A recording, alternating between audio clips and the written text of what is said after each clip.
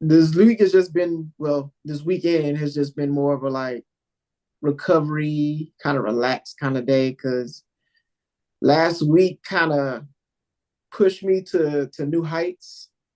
Mm. And it was you know, it was an experience that I'm truly grateful for. But it was time to come home to kind of come back to that center and then rest, recuperate, and go back to do it all again. Yeah, I feel that. I feel that. Yeah, yeah, I mean, that kind of speaks into the topic, right? Is relaxing into the release. definitely. Yeah, yeah. And this topic inspired me. I was inspired last week, actually, the week before last, by a sermon that I was listening to on YouTube. And he was talking about like releasing anxiety, right? And I do have a couple of notes on it too as well that were really, really powerful. But releasing anxiety and basically what that means is letting go of trying to control the outcome of things, letting go of the expectations of things, and allowing what is to be in order for you to gravitate and elevate towards your desired goal or towards the goal that is within that vision that you have. And it kind of made me think too, because a lot of us hold on to a lot of things, and this is typically what keeps us away from elevating higher because we're always trying to hold on to something that we're familiar with, and it keeps us stuck in a certain place. But Yeah. once you start to like practice the art of just releasing inch by inch, little by little, then you'll start to notice little changes that leads to like the big changes. So yeah, yeah. What was your thoughts when this topic came up on the docket? Um, I'm trying to get my notes together now. Um, it made me think about how relaxing into the release, it made me think about surrender, essentially. Like it's a form of surrender, getting to the point of not resisting, Mm, you know, what is happening, not resisting the present and forcing things, kind of releasing that like expectation. Because if you release the expectation, I feel like it leads you to clarity quicker. mm, The expectation, we're thinking like, oh, I gotta hold on to these things, I gotta, because this is gonna get me to this goal. But we're holding on so tight to things that it's essentially preventing us from seeing like, is this truly the path that's for me? You mm, know, is this truly what's meant for me? Is this a part of my journey? It's that expectation because we think we need to go a certain way. We think we need to take certain steps. And sometimes God, spirit, universe, whoever you subscribe to, like sometimes there's other plans, right? So it creates that kind of conflict, and that's when our life gets chaotic. Is when we are resisting what is. mm. Yeah, true. True that, true that. Resisting what is to come, right? One of the notes that I got that really spoke to me was what anxiety really is. And it's a feeling of inner unrest and worry, which is fueled by the fear of things that may not come to pass.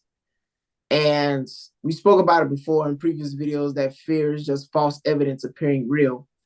And we typically create different scenarios for different situations.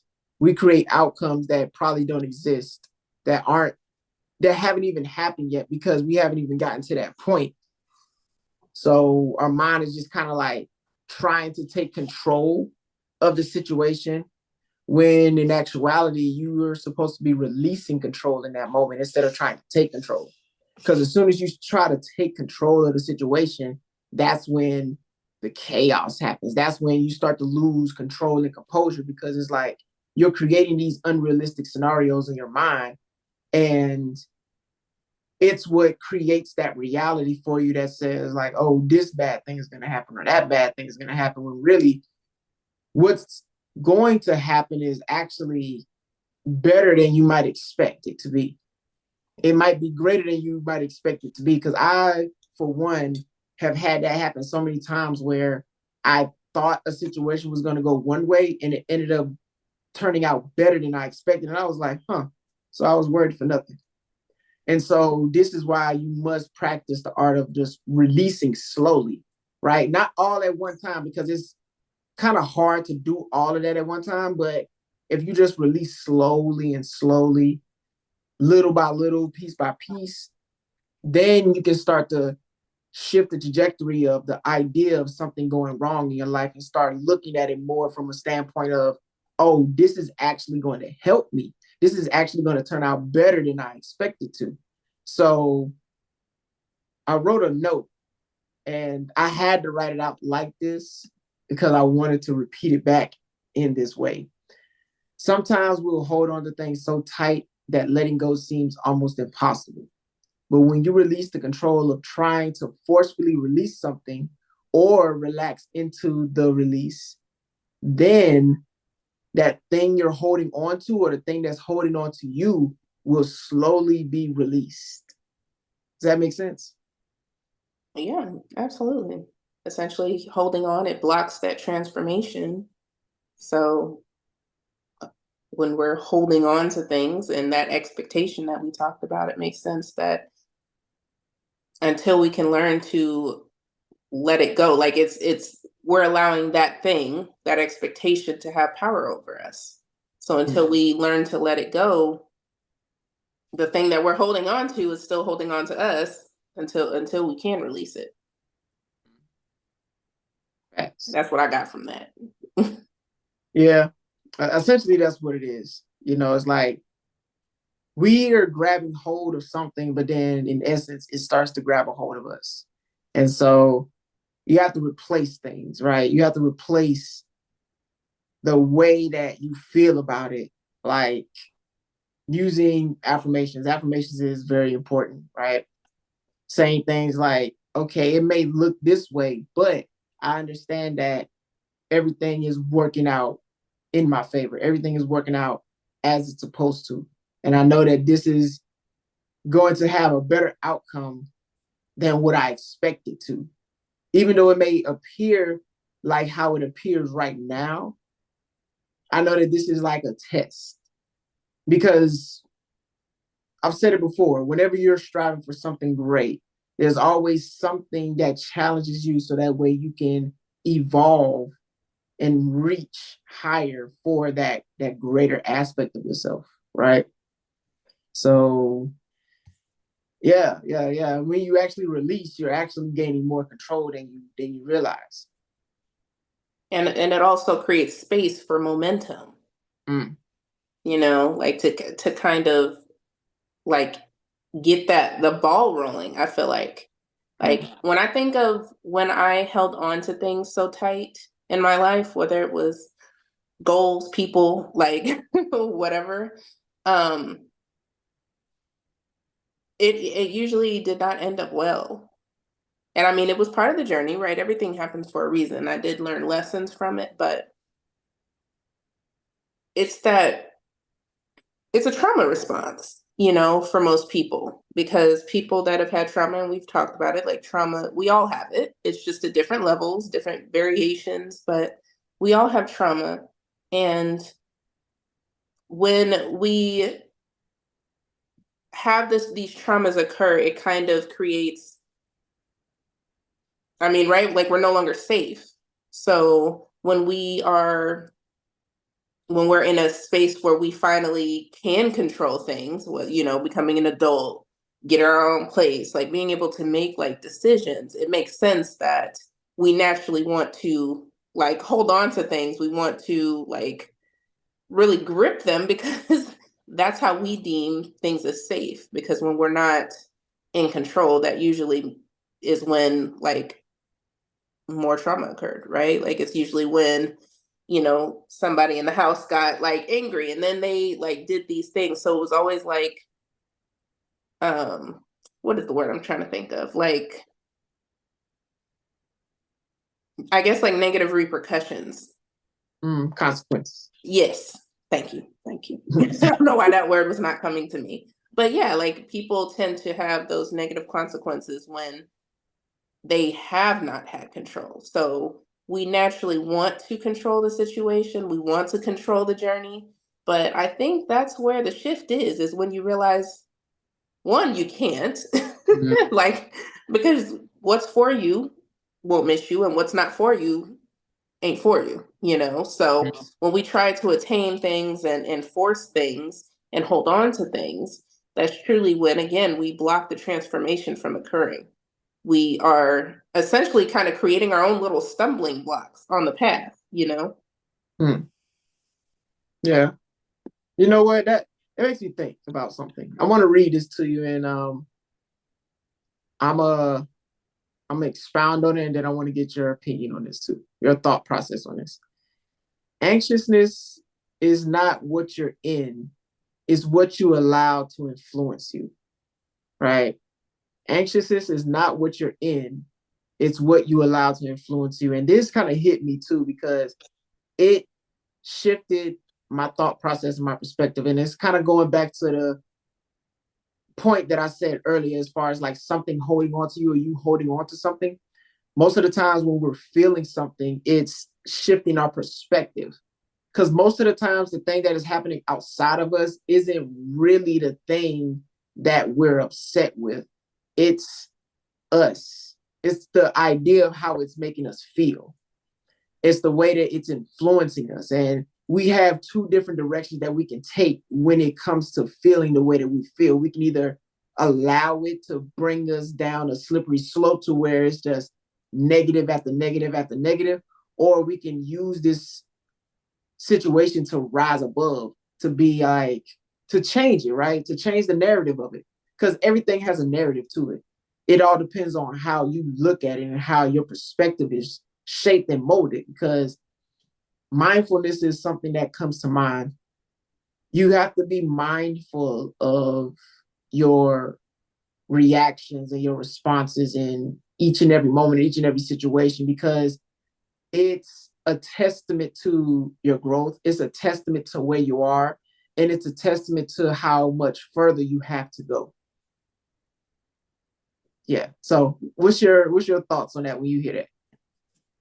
I agree. I mean, and one thing that stuck out to me was thinking about like what you said with mindfulness, because essentially being mindful and I mean, like when I think of mindfulness, it always leads me to like meditation, and um, being able to be still and be silent and listen to what our inner guidance, our higher selves, our intuition is essentially telling us. Because when I think about the stillness, it makes me think about how when we're still and we allow the surrender, we allow the release, then that opens up the channel to that divine guidance, that clarity, that intuition. And I think it's important for people to remember that we are the blueprint. Like there's no instructions for this life, this world, like how to get to the life that we want to live, the person that we want to be. Like we are the blueprint, the F ups, the wins, the lessons, like all of it. And it's not only until we can get really still and silent and surrender that we are able to allow that inner wisdom to bubble forth and come up. It's already, I believe, and this may be contrary to popular belief, but I feel like our higher selves, when we come into the 3D realm, we create these contracts. We say these are the lessons that I'm going to learn in this lifetime. Mm. These the contracts, the what do you call it? Yeah, I'm just going to leave it at contracts. Mm. So when our higher self Yes. agrees to learn like to sign these contracts and learn specific lessons, Mm-hmm. um, it's like when we are born, I feel like we allow ourselves to be a blank slate. Mm. So in that process, like we essentially forget. And I feel like what our life is, what the journey is, what the healing process is, it's not so much even learning, it's remembering who we are, remembering why we're here. Mm. And our higher selves already knows. So it's not until we can get in that stillness, that mindfulness, that meditation practice, where we can allow the wisdom that's already there to unlock. It's already in our DNA. Mm. Again, you are the blueprint. So until we can get still, until we can relax into the release and let go, that path of least resistance, that is when we allow our DNA to unlock. That is when we remember who we are. We walk more in alignment with our purpose, more in alignment with our higher selves. Mm. That's what that makes me think of. Mm. Mm. I like that. I like that. How can someone get started though? Or should I say, how can someone start taking steps towards that higher self, that higher understanding, that unlocking? Like, what are some things you recommend for those to start? I feel like in what you need to start, you're already doing, you already have.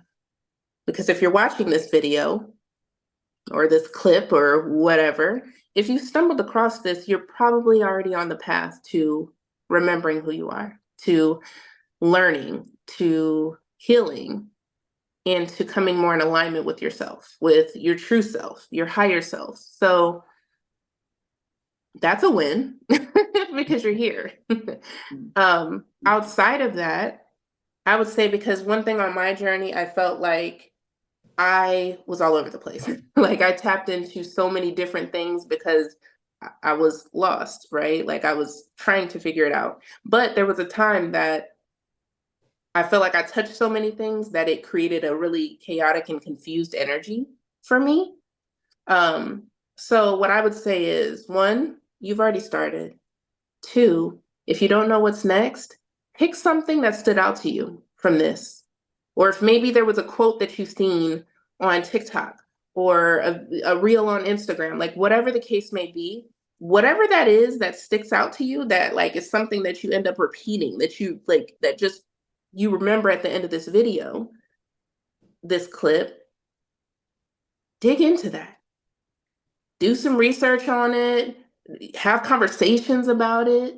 Like that's the thing. Sometimes we get so on autopilot that we see something, it's like, oh, that's cool. Like that stands out, that makes sense, that resonates, okay. And we just keep moving. We don't allow it to really like sit with us. And that was one thing I actually got connected with somebody on TikTok that all their videos, like, well, all their posts are definitions. It's just Mm. definitions. And then in their caption, they show the definition, they say, they give more information about it, they use it in a sentence, and then they ask you like a question to incorporate that new word. And I made a comment because I was like, I love this, right? Like they're not showing their face, they're just helping people to expand their vocabulary.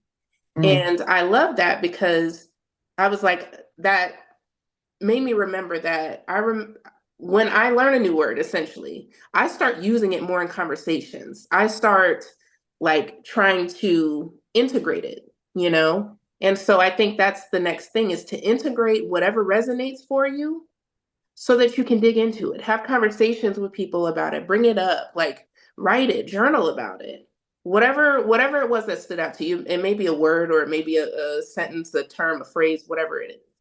So I would say that's the way to go, is to just find what sticks to you because there's a purpose that it does. Mm. There's something from it that you need to that your soul is essentially saying, hey, this is like a little sticky pad. I love sticky notes, so that stand out to me. But yeah, this is a thing for you, alert, alert. Yeah. I like that. And I feel like everything that you do has a similarity to it. I mean, if you look for the similarities in everything that you've experienced up until this point, I think that is where you can find that starting point at. It's like, Yeah. okay, how does everything that I've experienced correlate? Like, what are some similarities? And then pinpoint that similarity and then focus on that one thing. Like, Yeah. The every, patterns. yeah, find the patterns. Like, everything could have been about more peace or more meditation or something like that. And explore it. Maybe you're not meant to be like a teacher or guru or whatever, but those are the things that helped you. But maybe sharing your experience, right? I found that it's helpful when you're able to share any experience because then you start to create connections with other people, which helps you to create more of a solid foundation around the things that you actually love to do.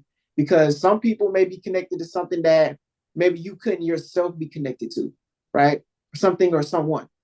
So really just diving into that thing and sharing in that experience, like what we're doing right now, having these conversations, we're sharing in the experience based on the things that we've gone through, and we're sharing the collective knowledge and wisdom on the things that we've experienced. So Yeah. I would say do that and look, dive all the way into it. Like, don't just be halfway. Don't, because you're gonna have some resistance in whatever it is that you're doing, no matter what. There's gonna be resistance. But whatever it is that you're doing, go all the way in on it and just see what happens and see how far it takes you. Because one thing always leads to the next, which leads to the next, because everything is just a building block.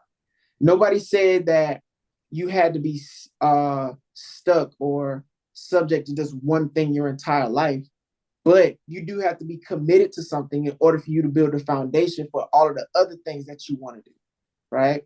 Mhm. Because everything is essentially your foundation is the basis of everything else that you want to do because everything is connected.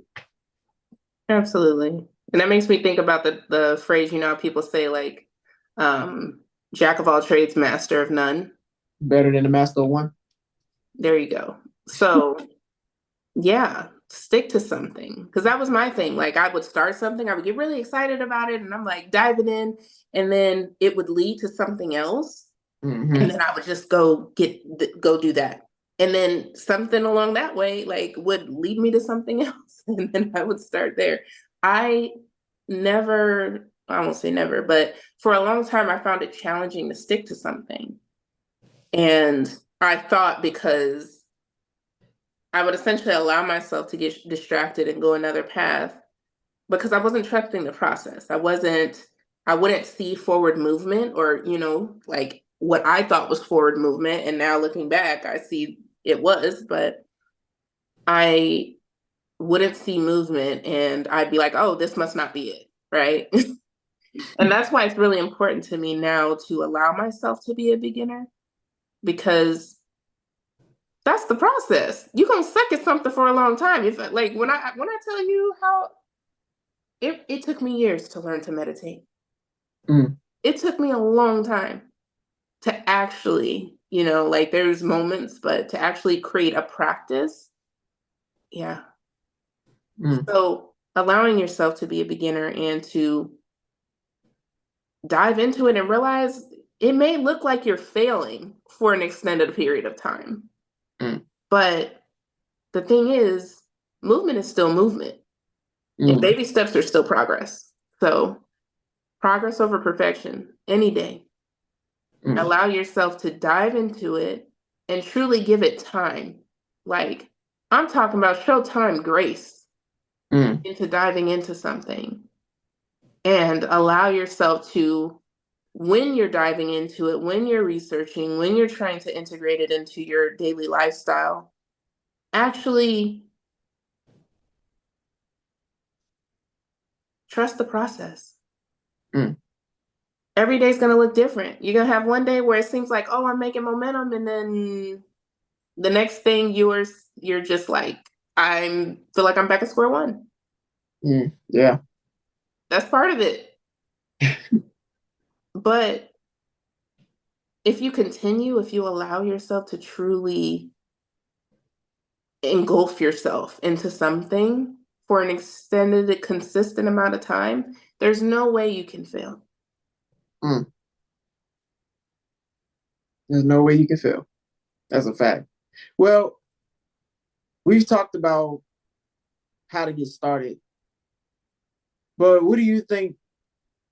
What are some things that you think people need to release? Because it's one thing to get started, but it's another thing to release to allow. Because most of the times you can start, but you're still holding on to something that keeps you stuck, or it stops you from starting, or you'll get to a certain point. Like you said, you'll catch momentum and then you'll lose momentum. But most of the times it's because you're still holding on to something. So, one thing or two, or however many, what do you think people need to release to Now, get started? a few things popped up, but um, people pleasing, Mm, people pleasing, like the person that's they say yes to people, to things, and inside they really wish they hadn't, or they're like, is this person going to appreciate it? Or they find, themselves thinking like, but who does things like this for me? The mm, people pleaser. Um, you have to let trying to prevent other people from feeling bad, like taking responsibility and ownership of other people's reactions and emotions and responses to things. mm, I know me, I used to, like, I was one of those people that could see. I was very in tune with others. Like, I learned to really study other people. mm, And with that, I mean, it felt like a blessing and a curse, more so a curse, it felt like at the time. But I studied behavior and I could kind of see like how something was going to turn out before it occurred because I was very in tune with people's like emotions and behaviors and things. So not so much my own, but but definitely with others. And with doing that, it I mean, again, it's like it allowed me to be able to, I don't want to say see the future, but just kind of really tap into people. And because of that, I would do things, I would go out of my way to try to prevent negative stuff, to prevent someone from feeling bad or sad or angry or whatever. I literally took ownership of other people's reactions and responses, which now I see that it just drained me and exhausted me mentally, emotionally, and spiritually, right? Because mm. you cannot. That's just not something that's really possible. But essentially, I didn't want other people to feel the way I was feeling. So I would sense that, oh, I can see how this is gonna go, right? So I would Mm. go out of my way doing things or, trying to steer people away from things that, essentially trying to control the outcome. And I would say that's a big thing for people is because we tend to, and it may not be as extreme as that, right? But I think there's a lot of people, especially when it comes to our loved ones and hell, even strangers, because I know I did it with strangers too, like trying to prevent other people's discomfort is something that people need to release. And these things are important because when you're holding on to those type of things and you're overextending yourself, going truly what's outside of your capacity, like even if you can do it, doesn't mean it's within your capacity. And I know that's like a topic for another conversation because I feel like that's a deeper level, but Thanks. it's like doing that and trying to control things, you're also blocking other people from their lessons and their transformation and their awareness, right? Because that's part of the journey. So I would say, yes, people pleasing and trying to control the outcome, trying to control other people's feelings and you know, reactions, and it's not yours. Yeah, I like that. I like that. I resonate with that. definitely. I would say releasing things that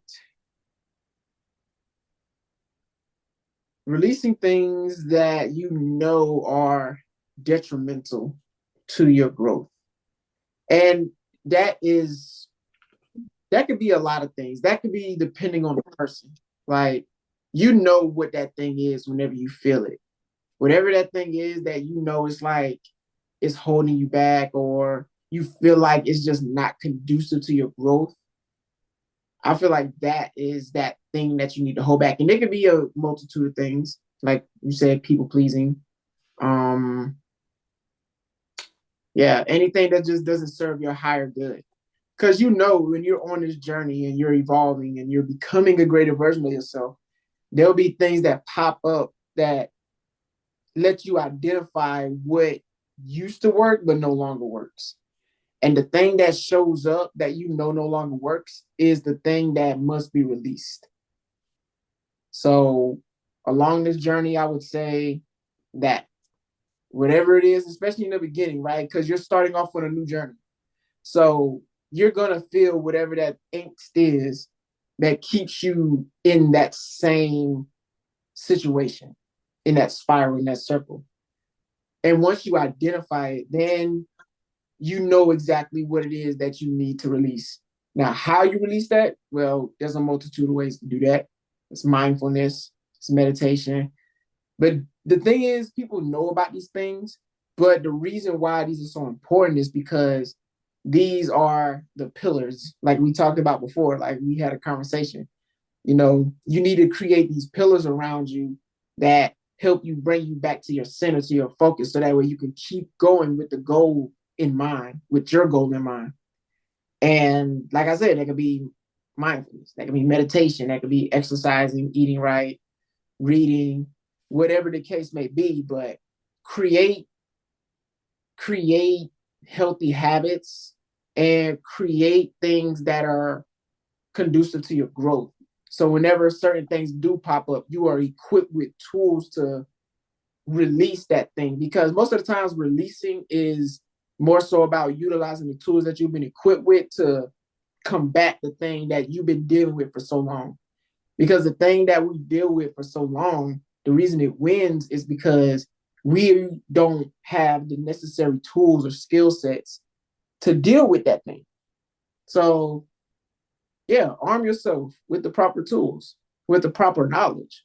You know, learn how to process things, how to process your emotions, how to process your feelings, how to really think. Like, critical thinking is at an all-time low. And I feel like thinking is probably the most skillful thing that you can do nowadays, right? And really get in tune with that. Really get in tune with your own thoughts, with your personal thoughts, not the thoughts of the world, not the thoughts that you're influenced by, like your own personal thinking. Like, what do you really think about this? How does this make you feel? What are your thoughts on this? Right. And these kind of dialogues really help you to tap into that too, because having these kind of conversations, having these kind of dialogues really helps you to navigate the things that you're feeling on a daily basis. Because you know how to put words to it, you know how to put certain things to the way that you're feeling or to the things that you're dealing with, right? Because if you can hear it out loud, outside of yourself, it's like, okay, I know what this is. I can identify it. I know what to do with it because I have these tools and that tool and the other tool to deal with this thing that I'm now speaking out on. Yeah, I like that. I like that. I would say something to help someone get there is, and especially if maybe mindfulness and meditation and things like that feel far off to you. Like if you were like me, I was an overthinker. I was, overstimulated. So being still was not, it was nice. It sounds good. Like maybe that's something you see on TV, but Mm-hmm. it didn't feel within my capacity. I would say maybe a step that someone could take is to understand their core values.